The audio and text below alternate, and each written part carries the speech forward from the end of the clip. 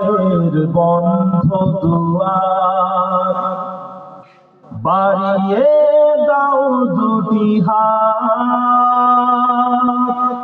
নাও ডেকে ঘরে ঘর সারাদের পথে যাদের কাটে রাত, খুলে দাও হৃদয়ের বন্ধ দুয়ার, বাড়িয়ে দাও দুটি হাত, নাও ডেকে ঘরে ঘর সারাদের পথে যাদের কাটে রাত, খুলে দাও হৃদয়ের বন্ধ দুয়ার। আজও ওরা পায়নি ঘরের ঠিকানা, জানে না জীবনের মানে, স্বপ্ন দেয় না ধরা ওদের চোখে, শুধুই ক্লান্তি ডেকে আনে। ওদের চোখে দাও না মেখে স্বপ্নের সোনালি আলো, ওরা জানে না মায়ের মমতা, কেমন বাবার আদর, জানে না তো প্রাণ খুলে হাসতে, পারে না মানুষ হয়ে বাঁচতে। ওরা হাসতে শিখুক, ওরা বাঁচতে শিখুক, আজও এই প্রত্যয়, পথ শিশু নয় ওরা মহান মানুষ, এই হোক বড় পরিচয়। ওরা তোমাদের ভাই, তোমাদের বোন, আমাদের প্রিয়জন, তুমি যদি বাঁচো বাঁচবে ওরা, নাও আজ এই মহাপণ, খুলে দাও হৃদয়ের বন্ধ দুয়ার, বাড়িয়ে দাও দুটি হাত, নাও ডেকে ঘরে ঘর যাদের পথে যাদের কাটে রাত, খুলে দাও হৃদয়ের বন্ধ দুয়ার, বাড়িয়ে দাও দুটি হাত, নাও ডেকে ঘরে ঘর যাদের পথে যাদের কাটে রাত, খুলে দাও হৃদয়ের বন্ধ দুয়ার। ভাইরা আমার, দোস্ত আমার, ও আমার দিন দরদিরা, ও আমার আল্লাহওয়ালা বোনেরা, ও ভাইরা, আল্লাহ পাক রব্বুল আলামিন কোরআন মাজিদের মধ্যে জানিয়ে দিলেন, وعباد الرحمن الذين يمشون على الأرض هونا وإذا خاطبهم الجاهلون قالوا سلاما। যারা রহমানের বান্দা হয়, যারা রব্বুল আলামিন আল্লাহ পাকের বান্দা হয়, রহমানের বান্দা হয়, তারা যখন মূর্খদের কাছ থেকে, অশিক্ষিতদের কাছ থেকে অতিবাহিত হয়, ক্বালু সালামা, তারা বলে সালাম। ও ভাইজানেরা, তারা সহ্য সবর ধারণ করে অশিক্ষিতদের সাথে। কখনো রহমানের বান্দারা তারা অশিক্ষিতর সাথে তর্ক করে না, অশিক্ষিতর গায়ে লাগে না। ও ভাইজানেরা, রাস্তায় নোংরা পড়ে থাকলে আপনি নোংরা থেকে বাঁচার জন্য একটু দূর থেকে হেঁটে হেঁটে যান, কিন্তু ক্যাচড়া মনে করে, নোংরা মনে করে, দেখেছো আমার কত বড় দাপট, আমার কাছে কেউ ঘেঁষে না। কিন্তু আসলে আপনি যাতে নোংরা গায়ে যাতে না লাগে ওই জন্য আপনি দূর থেকে যাচ্ছেন। আর ক্যাচড়া মনে করেছে আর নোংরা মনে করেছে আমার কত দাপট যে মানুষ আমার কাছে ঘেঁষে না। ও ভাইজানেরা, যারা রহমানের বান্দা হয় তারা কখনো মূর্খদের সাথে তর্ক করে না। আল্লাহ নবী আল্লাহর হাবিবের ব্যাপারে হাদিস শরীফের মধ্যে এসেছে, আশিফা গ্রন্থের মধ্যে এসেছে, হযরত কাজী ইয়াদ রাহমাতুল্লাহ আলাইহি বলেন, ওয়া সাল্লাল্লাহু আলাইহি ওয়াসাল্লাম লা ইয়াজিদু মিন কাসরাতিল আযান ইল্লা সাবরান ওয়া আলা আশরাফিল জাহিরি ইল্লা ইলমান। আল্লাহ রাসূল সাল্লাল্লাহু আলাইহি ওয়াসাল্লামকে কাফেররা যত বেশি কষ্ট দিত তিনি তত বেশি সহ্য সবর ধারণ করতেন। আল্লাহ রাসূলের সাথে কাফেররা যত মূর্খামো করত, নিজেদের অশিক্ষিত হওয়ার প্রমাণ দিত, তত আল্লাহর নবী তত নরম হয়ে যেতেন, তত বেশি ধৈর্য ধারণ করতেন। আমার কথা বুঝতে পারছেন? রাস্তায় ক্যাচড়া পড়ে আছে, আপনি তো দূর থেকে যাচ্ছেন, দেখছেন কুকুরের মল পড়ে আছে, কুকুরের মল পড়ে আছে, আপনি দূর থেকে যাচ্ছেন, আর কুকুর মনে করছে দেখেছো আমার কত দাপট, আমার মলের কাছে কেউ ঘেঁষে না। কথা বুঝলেন? যে যারা রহমানের বান্দা হয় তারা কখনো মূর্খদের সাথে তর্ক করে না। আল্লাহ রাসূল মূর্খদের সাথে মূর্খামু করতেন না। আল্লাহ নবী কি করতেন? নাউযুবিল্লাহ মিন যালিক, আল্লাহ রাসূল নরম হয়ে যেতেন, ধৈর্য ধারণ করতেন। আর যারা রহমানের বান্দা হয় তাদের মধ্যে এই গুণাবলী থাকবে, তারা সবর ধারণ করবে। ফাসবির আলা মা ইয়াকুলুনা ওয়াহজুরহুম হাজরান জামিলা। আল্লাহ পাক বলেন অতঃপর সবর ধারণ করো। মানুষ তোমার ব্যাপারে যেগুলো বলে, মানুষ তোমার ব্যাপারে যেগুলো বলে সেগুলোর ব্যাপারে সবর ধারণ করো। ওয়াহজুরহুম হাজরান জামিলা, এবং তাদের থেকে সুকৌশলে দূরে চলে যাও, হিজরত করো। যারা তোমার পিঠ পিছে কথা বলে, তোমার বিরোধিতা করে, তাদের থেকে দূরে চলে যাও, তাদের কাছে ঘেঁষো না, তাদের থেকে দূরে চলে যাও, হিজরত করো। ভাইরা আমার, বন্ধু আমার, ও আমার দিনদরদিরা, ও আমার আল্লাহওয়ালা গণেরা, ও ভাইরা, আল্লাহ নবী আল্লাহ হাবিবের জীবনটাকে যদি আপনি তিন ভাগে ভাগ করেন, একটা হলো জন্ম থেকে 40 বছর বয়স অবধি, আরেকটা হলো 40 বছর বয়স থেকে 53 বছর বয়স অবধি, অর্থাৎ হিজরত করা অবধি, আরেকটা হলো 53 বছর থেকে 63 বছর বয়স অবধি, অর্থাৎ হিজরত থেকে ইন্তেকাল পর্যন্ত।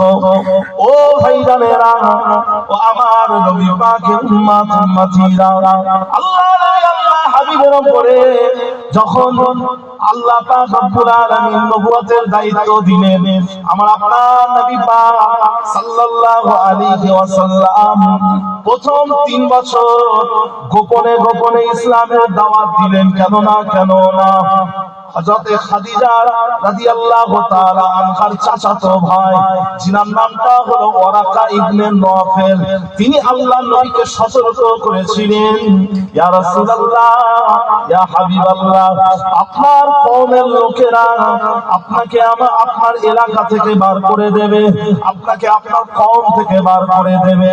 আল্লাহর নবী যখন এটা জানতে পারলেন, আমরা আপনার নবী পাক প্রথম 3টে বছর গোপনে গোপনে ইসলামের দাওয়াত দিয়েছিলেন। ও ভাইজানেরা, আমার নবী পাক নবুয়তের ৪র্থ বছরে ৪৪ বছর থেকে আল্লাহ পাকের আদেশে প্রকাশ্যে ইসলামের দাওয়াত দেওয়া শুরু করলেন। আল্লাহ পাক রব্বুল আলামিন কোরআন মাজিদে জানিয়ে দিলেন, ফাসদা বিমা তুমারু ওয়া আরিদ আনিল মুশরিকিন। অতএব তোমাকে যেই ব্যাপারে আমি আদেশ দিই তুমি সেটা কঠোরভাবে প্রকাশ করো এবং মুশরিকদের থেকে মুখ ঘুরিয়ে নাও। আল্লাহ নবী আল্লাহর হাবিব নবুয়তের ৪র্থ বছর থেকে প্রকাশ্যে ইসলামের দাওয়াত দেওয়া শুরু করলেন। ও ভাইজানেরা, ও আমার নবী পাকের উম্মত উম্মতিরা, তখন থেকে কাফেরেরা আমার আপনার নবী পাকের উপরে অত্যাচার শুরু করে দিল।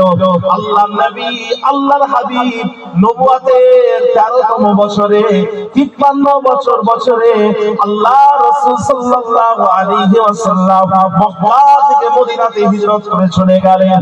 আল্লাহ নবী মক্কা থেকে মদিনায় চলে গেলেন, আবার কিন্তু সেই মক্কায় ফিরে এসেছিলেন। দীর্ঘ 8 বছর পরে আল্লাহ নবী সেই মক্কায় আবার ফিরে এসেছিলেন।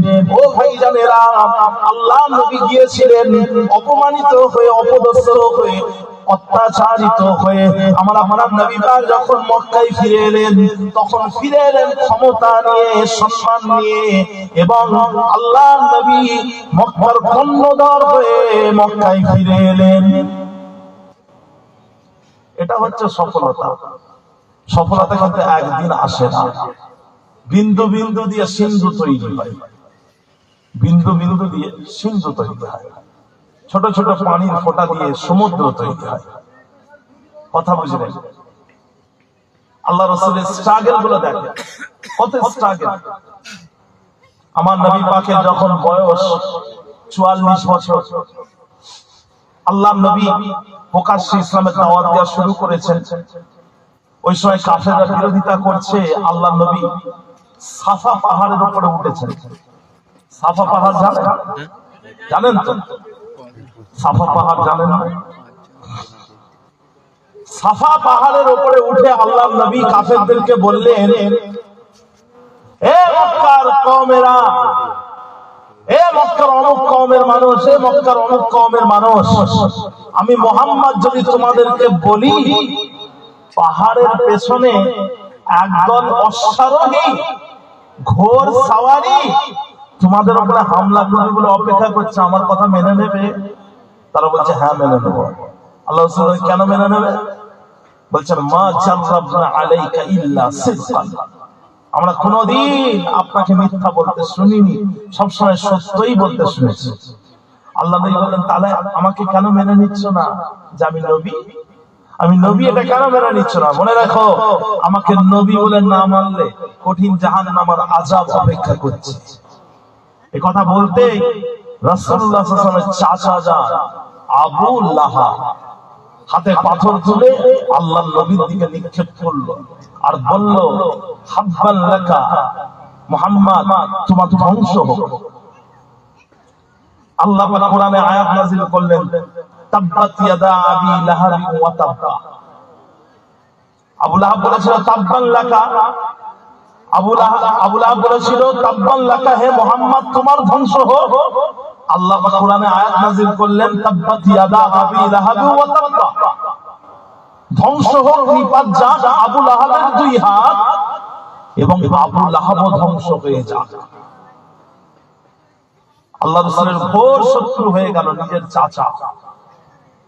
আমার নবী পাকের দুই মেয়ের সাথে এই চাচার দুই ছেলের বিয়ে হয়েছে। একজনের নাম হচ্ছে উতবা আর একজনের নাম হচ্ছে উতাইবা। আবু লাহাবের দুই ছেলের সাথে আল্লাহর নবীর দুই মেয়ে, একজন হচ্ছেন রুকাইয়া আর একজন হচ্ছেন উম্মে কুলসুম। এই দুজনের বিয়ে হলো। যখন আল্লাহর নবী ইসলামের প্রচার করছেন, ওই সময় আবু লাহাব বাড়িতে গিয়ে দুই ছেলেকে বলে দিল, মুহাম্মাদের দুই ছেলেকে, দুই মেয়েকে তোমরা তালাক দিয়ে দেবে। তারা তালাক দিয়ে দিয়েছিল। উতাইবা, আবু লাহাবের ছেলে উতাইবা এত ঘৃণিত কাজ করেছিল, সে আল্লাহর নবীর সামনে গিয়ে, আমার নবীর সামনে গিয়ে আমার নবীর মেয়েকে তালাক দিয়েছে। কথা বুঝলেন?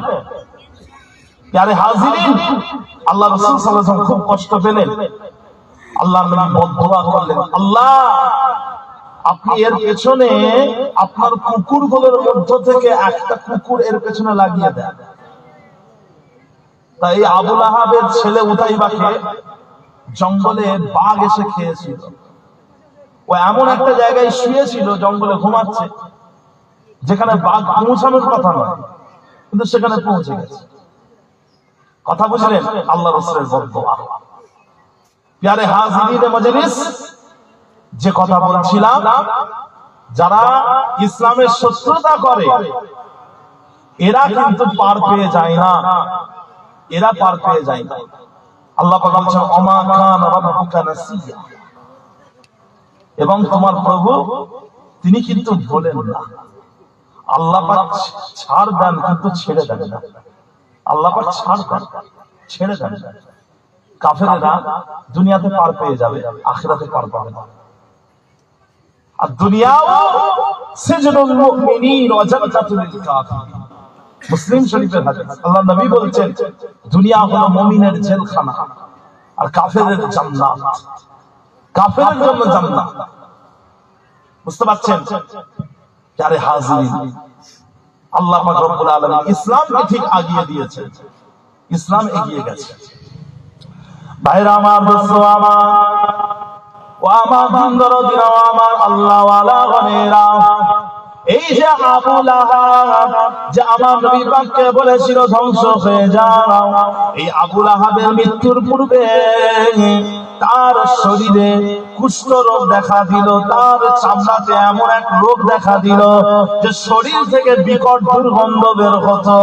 ও ভাইরানেরা, এই জন্য তার সন্তানেরা তাকে দূর জঙ্গলে ফেলে দিয়ে আসে, তাকে অন্য জায়গায় ফেলে দিয়ে আসে, আর সেখানেই তার মৃত্যু হয়ে যায়। ও ভাইরানেরা, একটু লক্ষ্য করে দেখুন, আমার নবী পাক সাল্লাল্লাহু আলাইহি ওয়াসাল্লামকে কাফেররা তারা ঘৃণা করত ঠিকই, কাফেররা ঘৃণা করত ঠিকই। আবু জেহেল, আবু লাহাব, উতবা, শাইবা, ওয়ালিদ ইবনে মুগীরা, এরা আমার নবী পাকের বিরোধিতা করত, কাফেররা এদের সাপোর্ট করত। কিন্তু ভাইজান, তারা তাদের টাকা পয়সা, ধন দৌলত সব কিছু তারা আমার নবী পাকের কাছে আমানত দিয়ে যেত। কাফেররা এদের বিশ্বাস করত, আবু জেহেল, আবু লাহাব, উতবা, শাইবা এদেরকে মানত, কিন্তু জিনিসপত্র, প্রয়োজনীয় জিনিস আমানত রাখতো কার কাছে? আল্লাহর নবীর কাছে। কারণ আমার নবী পাক কোনদিন আমানতের খেয়ানত করেননি। যে আল্লাহর নবী হিজরত করার সময় বিছানাতে হযরত আলী রাদিয়াল্লাহু আনহুকে রেখে গেলেন। কেন রেখে গেলেন? আমার নবী পাকের কাছে অনেক কাফেরদের আমানত ছিল। আল্লাহ রাসূল বলে দিলেন হযরত আলীকে, আলী এই আমানতটা অমুক ব্যক্তির, এই আমানত অমুক ব্যক্তির, তাদের কাছে ফিরিয়ে দেবে। তো ভাইজান, হযরত আলী রাদিয়াল্লাহু আনহু সেগুলো ফিরিয়ে দিয়েছে। আমার নবী পাক হচ্ছেন এত বড় আমানত। তো কাফেরেরা, মক্কার কাফেররা আবু জেহেল, আবু লাহাব এদের সাপোর্ট করত, কিন্তু জিনিসপত্র রাখতো কার কাছে? বলে আল্লাহর নবীর কাছে। তো ভাইজান, যাই হোক, ভাইরা আমার, দোস্ত আমার, ও আমার দিনদরদিরা, আমার আল্লাহ ওয়ালা গনেরা, ও ইসলামের যারা বিরোধিতা করেছে তারা কিন্তু পার পেয়ে যায়নি। বদরের যুদ্ধ, এই যুদ্ধটা হয়েছিল হিজরি 2 বছর, দ্বিতীয় বছর, অর্থাৎ 624 খ্রিস্টাব্দের 17 রমজান, 17 মার্চ, গরমকালে এই যুদ্ধটা হয়েছিল। এই যুদ্ধে মুসলমানের সংখ্যা ছিল 313 জন, কাফেরদের সংখ্যা ছিল 1000-এরও বেশি। ও ভাইজানেরা, এই বদরের যুদ্ধে আল্লাহ পাক রব্বুল আলামিন মুসলমানদেরকে গায়েবী সাহায্য দিয়ে মদদ করেছিলেন। মুসলমানদেরকে গায়েবী সাহায্য দিয়ে আল্লাহ পাক এই যুদ্ধে মুসলমানদের জয়ী করেছিলেন। বদরের যুদ্ধ, মুসলমানদের শহীদ হলেন 14 জন, কাফেরদের মধ্যে 70 জনকে হত্যা করা হলো, 70 জনকে বন্দী করা হলো। বদরের যুদ্ধ চলাকালীন হযরত আব্দুর রহমান ইবনে আউফ, আল্লাহর নবীর সাহাবা, কোটিপতি সাহাবা, আমার নবী পাকের কোটিপতি সাহাবা আব্দুর রহমান ইবনে আউফ রাদিয়াল্লাহু আনহু, উনি বর্ণনা করছেন যে আমার দুই দিকে দুটো ছেলে এলো, কিশোর ছেলে, অল্প বয়স, ডান দিকে একজন, বাম দিকে একজন। ডান দিকের ছেলেটা হযরত আব্দুর রহমান ইবনে আউফকে বলছেন, এমন ভাবে বলছেন যাতে বাম দিকের ছেলেটা না শুনতে পায়। এমন করে বলছেন, চাচা, ও চাচা, আবু জেহেলটা কে একটু দেখিয়ে দেবে? আবু জেহেলটা কে? আব্দুর রহমান ইবনে আউফ বলছেন, আবু জেহেল কে তুমি জেনে কি করবে? ওই সময় উনি বলছে, ওই ছেলেটা বলছে, শুনেছি আবু জেহেল রাসূলকে অনেক কষ্ট দেয়, রাসূলকে গালাগালি দেয়। তা আবু জেহেলকে যদি একবার দেখিয়ে দেন, আমার ছায়া ততক্ষণ পর্যন্ত ওর কাছ থেকে সরবে না যতক্ষণ না আমি ওকে হত্যা করি অথবা ও আমাকে হত্যা করে। হযরত আব্দুর রহমান ইবনে আউফ ছেলের কথা শুনে অবাক হয়ে গেছে। কিছুক্ষণ পরে বাম দিকে ছেলেটা বলছে, চাচা, ও চাচা, আবু জেহেলটা কে? তুমি আবু জেহেল জেনে কি করবে? শুনেছি রাসূলকে অনেক কষ্ট দিয়েছে, রাসূলকে গালাগালি দেয়। একবার দেখিয়ে দেন আমার ছায়া ততক্ষণ পর্যন্ত ওর কাছ থেকে সরবে না যতক্ষণ না আমি ওকে হত্যা করি অথবা ও আমাকে হত্যা করে। হযরত আব্দুর রহমান ইবনে আওফ ছেলের কথা শুনে অবাক হয়ে গেল। হযরত আব্দুর রহমান ইবনে আওফ কিছুক্ষণ পরে দেখলেন কাফেরদের ভিড়ের মাঝখানে, বদরের যুদ্ধে কাফেরদের ভিড়ের মাঝখানে আবু জেহেল ঘোরাঘুরি করছে, পায়চারি করছে। তখন হযরতে আব্দুর রহমান ইবনে আওফ বললেন, ওই দেখো ওটা হচ্ছে আবু জেহেল। সঙ্গে সঙ্গে দুজন তীরের বেগে যুদ্ধক্ষেত্রে প্রবেশ করলেন। এই দুজন ছেলের নাম হচ্ছে, একজনের নাম মুআজ বিন আমর, আরেকজনের নাম হচ্ছে মুআজ বিন আফরা। দুজনের নামই হচ্ছে মুআজ। যুদ্ধক্ষেত্রে প্রবেশ করলেন, কিছুক্ষণ পরে যুদ্ধক্ষেত্র থেকে ফিরে এলেন। আল্লাহর নবীর কাছে প্রত্যাবর্তন করলেন। আল্লাহর নবীকে বললেন, ইয়া রাসূলুল্লাহ, আমরা আবু জেহেলকে হত্যা করেছি। ডান দিকের ছেলেটা বলছে আমি আবু জেহেলকে মেরেছি, আর বাম দিকের ছেলেটা বলছে আমি আবু জেহেলকে মেরেছি। আল্লাহ রাসূল বললেন, তোমাদের দুজনের ভেতর থেকে আবু জেহেলকে হত্যা করেছে কে? ডান দিকে যিনি ছিলেন মুআজ বিন আমর, উনি বলছেন ইয়া রাসূলুল্লাহ আমি মেরেছি। বাম দিকে যে আছেন উনি বলছেন না ইয়া রাসূলুল্লাহ আমি মেরেছি। আল্লাহর নবী বললেন, তোমরা তোমাদের তরবারির রক্ত মুছে ফেলেছো? দুজনে বললেন না ইয়া রাসূলুল্লাহ। আল্লাহর নবী বললেন, কই দেখি। দুজনই দেখালেন। আল্লাহ রাসূল বললেন, তোমরা দুজনে আবু জেহেলকে মেরেছো, দুজনেই আবু জেহেলকে মেরেছো। তো ভাইজান, হযরত মুআজ বিন আমর তিনি বলছেন যে তিনি আবু জেহেলকে কিভাবে মেরেছেন। ভাইরা আমার, দোস্ত আমার, হযরত মুআজ বিন আমর রাদিয়াল্লাহু তাআলা যুদ্ধক্ষেত্রে প্রবেশ করলেন। তিনি তিনার লক্ষ্য বস্তু করে নিলেন আবু জেহেলকে। সেইখান থেকে তিনার লক্ষ্য বস্তু অন্যদিকে গেল না, একভাবে আবু জেহেলের দিকে তাকিয়ে আছেন, কখন সুযোগ পাবেন, কখন সুযোগ পাবেন। অবশেষে যখন সুযোগ পেয়ে গেলেন, ওই সময় আবু জেহেলের উপরে হামলা করে দিলেন। এমন ভাবে হামলা করলেন যে আবু জেহেলের শরীর থেকে পাটা খুলে গেল, শরীর থেকে পাটা কেটে পড়ে গেল। হযরত মুআজ বিন আমর বলছেন, আমি যদি তোমাদেরকে দেখাতে পারতাম একটা বাদামকে জোরে আঘাত করলে বাদামের খোলসটা ফেটে গিয়ে ভেতর থেকে যেইভাবে শ্বাস বেরিয়ে আসে, আমি আবু জেহেলকে এমন ভাবে মারলাম যে তার শরীর থেকে তার পাটা ওইভাবে আলাদা হয়ে গেল। ওই সময়তে আবু জেহেলের ছেলে ইকরামা বিন আবু জেহেল, তখনও তিনি ঈমান আনেননি, তখন ছিলেন বেঈমান, পরবর্তীতে ঈমান এনেছিলেন। ইকরামা বিন আবু জেহেল যখন দেখতে পেলেন ওনার আব্বার উপরে হামলা হয়েছে, ওই সময়তে ইকরামা বিন আবু জেহেল তরবারি দিয়ে হযরত মুআজ বিন আমরের কাঁধে আঘাত করেছে। হযরত মুআজ বিন আমরের শরীর থেকে হাতটা আলাদা হয়ে গেল, সামান্য চামড়াতে ঠেকে রইল, সামান্য চামড়াতে হাতটা ঝুলতে লেগেছে। ও ভাইরানেরা, হযরত মুআজ বিন আমর ওই কাটা হাতটাকে পেছনের দিকে টেনে তিনি অন্য হাত দিয়ে যুদ্ধ করছেন। একটা সময় যখন ওই কাটা হাতের কারণে অসুবিধা হচ্ছিল, তিনি তখন ওই কাটা হাতটাকে পায়ের নিচে দিয়ে এমন ভাবে টান মারলেন শরীর থেকে কাটা হাতটা আলাদা হয়ে গেল। ওই সময়তে মুআজ বিন আফরা অন্য ভাই, অন্য যে ছোট্ট ছেলেটা ছিলেন, তিনি তখন আবু জেহেলের উপর হামলা করলেন। এমন ভাবে হামলা করলেন যে আবু জেহেলের শুধুমাত্র নিঃশ্বাস প্রশ্বাসটা চলছিল। এমন ভাবে মেরেছেন আবু জেহেলের শুধু নিঃশ্বাস প্রশ্বাসটা চলছে, ব্রিদিং চলছে। আবু জেহেলের মরে নেই, কখনো মরে নেই। বদরের যুদ্ধ শেষ হয়ে গেছে। আল্লাহর নবী বললেন সাহাবাদেরকে, দেখো তো কারা কারা মারা গেছে বদরের যুদ্ধে, দেখো, যাও চিহ্নিত করো কে কে মরেছে, দেখে যাও। সাহাবারা সব গেলেন বদরের যুদ্ধে। তিনারা গিয়ে দেখছেন কে কে মারা গেছে। খুঁজতে খুঁজতে খুঁজতে খুঁজতে হযরত আব্দুল্লাহ ইবনে মাসউদ রাদিয়াল্লাহু আনহু দেখলেন আবু জেহেল তখনও জীবিত, তার নিঃশ্বাস প্রশ্বাস চলছে।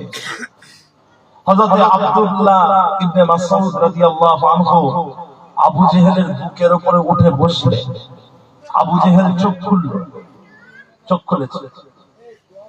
তখন আব্দুল্লাহ ইবনে মাসউদকে বলছে, আবু জেহেল বলছে, এই আব্দুল্লাহ ইবনে মাসউদ, তুমি মক্কায় রাখাল ছিলে না? তুমি তো মক্কায় রাখাল ছিলে, ছাগল চড়াতে, ভেড়া চড়াতে, গরু চড়াতে, উট চড়াতে। তুমি তো রাখাল, তুমি তো ছিলে রাখাল। এই আব্দুল্লাহ ইবনে মাসউদ, তুমি মক্কায় রাখালি করতে তো? হযরত আব্দুল্লাহ ইবনে মাসউদ বললেন, আল্লাহর কসম, আমি মক্কায় রাখালি করতাম, আমি মক্কায় রাখালি করতাম। তখন আবু জেহেল বলছে, তুমি অনেক উঁচু জায়গায় বসে পড়েছো, তুমি এমন একটা জায়গায় বসেছো যে জায়গায় এর পূর্বে কেউ বসে। আবু জেহেল বলছে, আজকের দিনটা কার? আজকের দিনটা কার? আজকের দিনের বিজয় কার? হযরত আব্দুল্লাহ ইবনে মাসউদ বললেন, আজকের দিনের বিজয় হলো আল্লাহ এবং তার রাসূলের। যেটা বলবেন না সুবহানাল্লাহ বলে আবু জেহেলকে হত্যা করলেন হযরত আব্দুল্লাহ ইবনে মাসউদ রাদিয়াল্লাহু। কথা বুঝলেন? আল্লাহ নবী যখন আবু জেহেলকে দেখলেন, বলেছিলেন এই আবু জেহেল হচ্ছে এই যুগের ফিরাউন, এই যুগের ফিরাউন আবু জেহেল। কথা বুঝলেন? আবু জেহেলের আসল নাম কি বলেন তো? আমর বিন হিশাম। ওর আরেকটা নাম আছে আবুল হাকাম। আবু জেহেলের আরেকটা নাম কি? আবুল হাকাম। আল্লাহ রাসূল আল্লাহকে দোয়া করেছিলেন, আল্লাহ মক্কার দুজন শক্তিশালী মানুষের মধ্যে থেকে একজনকে ইসলামের জন্য কবুল করুন। একজন হচ্ছেন ওমর বিন খাত্তাব, আরেকজন হচ্ছেন আমর বিন হিশাম। ওমর বিন খাত্তাব মুসলিম জাহানের দ্বিতীয় খলিফা ওমর রাদিয়াল্লাহু আনহু, আরেকজন হচ্ছেন আমর বিন হিশাম, অর্থাৎ এই আবু জেহেল। আল্লাহ রাসূল বলেছেন, আল্লাহ দুজনের মধ্যে একজনকে কবুল করে নিয়ে ইসলামকে আপনি শক্তিশালী করুন। আল্লাহ পাক ওমর রাদিয়াল্লাহু আনহুকে কবুল করলেন। কথা বুঝলেন? প্যারে হাজিরিন, আর এই আবু জেহেল ইসলামের বিরোধিতা করতে করতে করতে করতে এইভাবে তার মৃত্যুটা হয়েছিল বদরের যুদ্ধে। তো ভাইজান, যারা ইসলামের বিরোধিতা করে, ইসলামের এই চূড়ান্ত সফলতা, ইসলামের এত সাকসেস তারা দেখতে পারে না, তাদের মনে রাখবেন তাদের পরিস্থিতি এইরকমই হবে, তাদের শেষটা এইরকমই হবে। সে যেই হয়ে যায় তার মনটা ঠিক এইরকমই হবে। আর তার যদি মন ভালো হয়, ইনশাআল্লাহ আল্লাহ পাক তাকে আখিরাতে ছেড়ে দেবে। দুনিয়াতে হয়তো সে পার পেয়ে যাবে, আখিরাতে পার পাবে না। কথা বুঝলেন? আখিরাতে তার জন্য রয়েছে কঠিন আযাব, আযাবে জাহান্নাম। কথা বুঝলেন? আল্লাহ পাক রব্বুল আলামিন আমাদের সকলকে ঈমানের উপর মজবুত রাখে। বলুন আল্লাহুম্মা আমিন। জি ভাইরা আমার, দোস্ত আমার, ও ভাইরা আমার, নবী পাকের উম্মত উম্মতিরা, হযরত আব্দুল্লাহ যুলবাজাদাইন, যুলবাজাদাইন মানে হলো দুটো কাপড়ের অধিকারী, দুটো কাপড়ের অধিকারী যুলবাজাদাইন। আব্দুল্লাহ যুলবাজাদাইন, ইনাকে যুলবাজাদাইন কেন বলা হয়?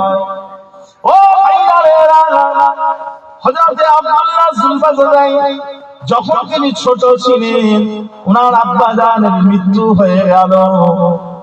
বাপের মৃত্যুর পরে চাচা জান আব্দুল্লাহ যুলবাজাদাইনের খেয়াল রাখতে শুরু করলেন। আর আম্মা জান গরিব মানুষ। ও ভাইরা, আব্দুল্লাহ যুলবাজাদাইন তিনি চাচা জানের কাছে বড় হতে লেগেছেন। আল্লাহর নবী যখন ইসলামের প্রচার করা শুরু করলেন, ওই সময়তে এই আব্দুল্লাহ যুলবাজাদাইনের অন্তরে ইসলামের নূরটা জ্বলে উঠলো। কিন্তু চাচার ভয় চাচাকে বলতে পারেন না। উনি আশা করছেন যে কখন চাচার অন্তরে ঈমানের আলোটা জ্বলবে, উনি চাচাকে নিয়ে ইসলামের ছায়াতলে আসবেন। এই অপেক্ষায় তিনি দিন গুনতে লেগেছেন। ও ভাই জানেরা, কিন্তু দিনের পর দিন চলে গেল, বছরের পর বছর চলে গেল, সেই চাচা জানের অন্তরে ঈমানের নূর জ্বলল না। অবশেষে আব্দুল্লাহ যুলবাজাদাইন তিনি চাচা জানকে বলে দিলেন, চাচা জান আপনি আমাকে অনুমতি দেন, আমি রাসূলুল্লাহ সাল্লাল্লাহু আলাইহি ওয়াসাল্লামের কাছে গিয়ে মদিনায় গিয়ে আমি ঈমানের কলেমা পড়ে মুসলমান হয়ে যেতে চাই। ওই সময়তে চাচা জান বলেছিলেন, তুমি যদি ইসলাম কবুল করতে চাও তাহলে আমি তোমাকে যে ঘর বাড়ি টাকা পয়সা ধন দৌলত যা দিয়েছি সবকিছু তোমাকে ছেড়ে দিতে হবে, তবেই আমি তোমাকে রাসূলের কাছে যেতে দেব। ওই সময়তে ভাইপো বলেছিলেন, আমি আপনাকে সব কিছু দিয়ে দিলাম। তখন চাচা বলেছিলেন, তোমার পোশাকটা, তোমার পরনে যে জামাটা রয়েছে, যে কোমরের নিচে কাপড়টা রয়েছে, ওটাও আমার দেওয়া, ইসলাম কবুল করতে গেলে ওটাও তোমাকে ছেড়ে দিতে হবে। ওই সময়তে ভাইপো আব্দুল্লাহ জুলফারনাইন তিনি বললেন, চাচা জান ইসলাম কবুল করার জন্য আমি এটাও ছেড়ে দিলাম। ও ভাই জানেরা, সেই জামা সেই ইজার খুলে দিয়ে সম্পূর্ণ উলঙ্গ হয়ে গেলেন এবং আম্মা জানের কাছে ছুটে চলে গেলেন। আম্মা জান গরিব মানুষ, ঘরের দরজায় গিয়ে ডাকছেন, আম্মা জান দরজা খোলেন। আম্মা জান দরজা খুলে দিলেন, ছেলেকে উলঙ্গ অবস্থায় দেখে মুখটা ঘুরিয়ে নিলেন। আম্মা জান বললেন, ও আব্দুল্লাহ তোমার এই অবস্থা কেন, তোমার এই দশা কেন? ওই সময়তে ছেলে বলেছিলেন, আম্মা জান চাচা জান আমাকে সমস্ত সম্পত্তি থেকে বঞ্চিত করে দিয়েছে, আম্মা জান এখন আমি আপনার কাছে এসেছি, আপনি আমাকে একটা কাপড় দেন, আমাকে দুটো কাপড় দিন, সেই কাপড় দিয়ে আমি আমার শরীরটাকে ঢেকে ফেলতে চাই। ওই সময় ঘরের ভিতর থেকে আম্মা জান চাদর নিয়ে এলেন, চাদর নিয়ে এলেন। ওই সময়তে আব্দুল্লাহ সাল্লাল্লাহু সেই চাদরকে দুই ভাগে করে একটা কোমরের নিচে পড়লেন আর একটা কোমরের উপরে পড়লেন, আর ওই রাত্রে তিনি মদিনার উদ্দেশ্যে বেরিয়ে পড়লেন, মদিনার উদ্দেশ্যে চলে গেলেন। তখন মদিনায় যেতে 14 থেকে 15 দিন সময় লাগতো।